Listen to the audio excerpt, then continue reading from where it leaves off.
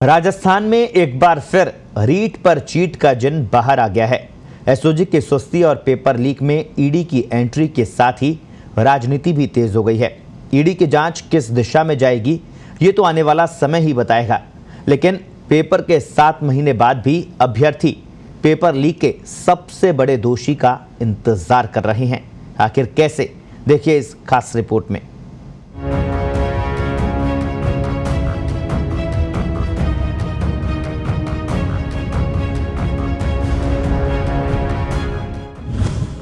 एक बार फिर बाहर आया रीट पर चीट का जिन।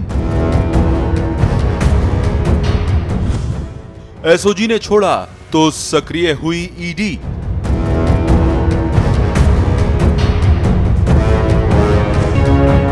क्या बड़ी मछलियों पर कसेगा शिकंजा?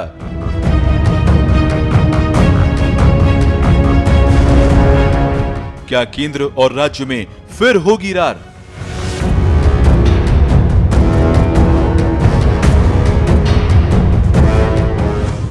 क्या भविष्य से खिलवाड़ पर होगा वार?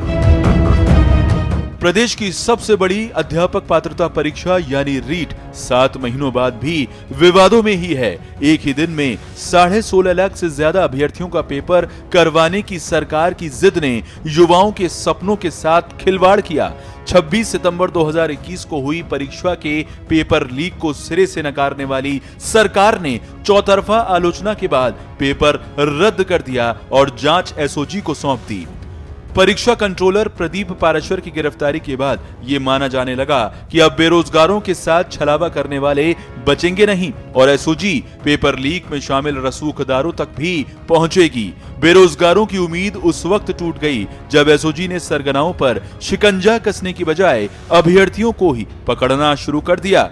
हालांकि अब तक 48 आरोपी गिरफ्तार हो चुके हैं, लेकिन इनमें रामकृपाल मीणा और प्रदीप पाराशर के सिवाय कोई बड़ा नाम नहीं होना एसओजी की जांच पर सवाल खड़े कर रहा है। सवाल ये है कि क्यों एसओजी की जांच नकल में शामिल अभ्यर्थियों तक सीमित रही? क्यों एसओजी ने 7 महीनों बाद भी माध्यमिक शिक्षा बोर्ड के बर्खास्त चेयरमैन डीपी जारोली से पूछताछ नहीं की? और किसके दबाव में पेपर लीक से जुड़े तथा कथित बड़े चेहरों का पर्दाफाश नहीं हो पाया? इन तमाम सवालों का जवाब उस समय भी तलाशा जा रहा था और आज भी ये सिर्फ सवाल ही बनकर रह गए हैं। 2021 को जहां ईडी जांच करने वाली है, वहां लगातार प्रदेश का युवा मांग कर रहा है कि सीबीआई से जांच हो।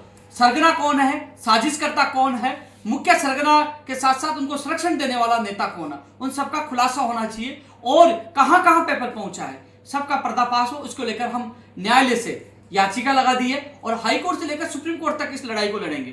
साथ में ये लगातार मांग कर रहे हैं कि सरकार सीबीआई को जांच दे, जिससे दूध का दूध और पानी का पानी हो कि वास्तव में इसमें पेपर लीक कराने में किसी राजनीतिक नेता का हाथ है या कौन है। इस चीज का प्रदेश का हर युवा इंतजार कर रहा है कि खुलासा होना चाहिए।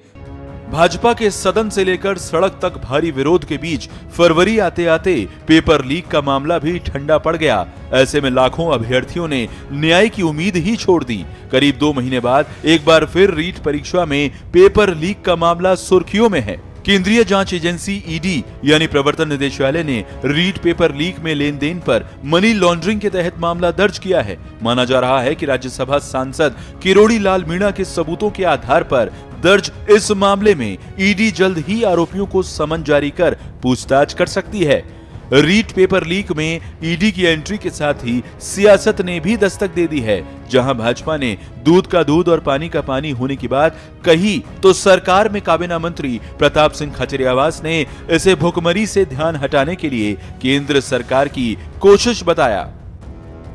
वैसे तो हर पेपर लीक हुआ है राजस्थान में गहलोत सरकार में, लेकिन रीट का पेपर बड़े पैमाने पर लीक हुआ, जिसके मैंने प्रमाण समय समय पर मीडिया को दिए, राज्य सरकार को भेजे और उसका परिणाम हुआ कि डीपी जारोली जैसा बर्खास्त किया गया।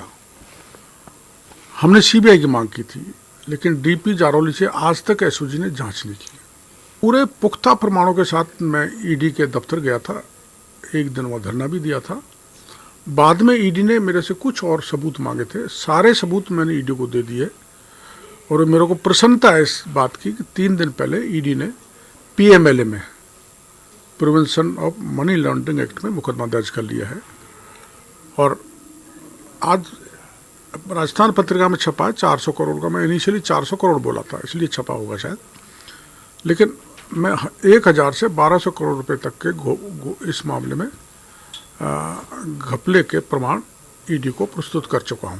रोटी के लिए आवाज आ रही हो, रोजगार के लिए आवाज आ रही हो, महंगाई से लोग खून के आंसू रो रहे हो, तब इन सब मुद्दों से ध्यान हटाने के लिए आप कभी ईडी लाते हैं, कभी सीबीआई लाते हैं, कभी इनकम टैक्स लाते हैं, पूरे देश में नई कंट्रोवर्सी खड़ी करते हैं। आप हिंदू मुसलमान सिख ईसाई में झगड़ा कराने की बात करते हैं। केंद्र सरकार कितनी एजेंसियां ले आए, कितना भी जुल्म कर ले, कितनी तानाशाही कर ले, राजस्थान की सरकार, दावे के साथ मैं आज आपको कह रहा हूं, राजस्थान की सरकार ना झुकती है ना डरती है।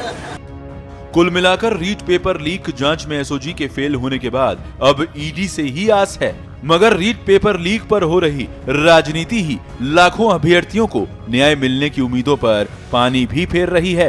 अब देखना यह होगा कि ईडी पेपर लीक के दोषियों तक कब तक पहुंचती है और पेपर लीक में शामिल बड़ी मछलियों पर कब शिकंजा कसती है। स्पेशल रिपोर्ट, पत्रकार टीवी।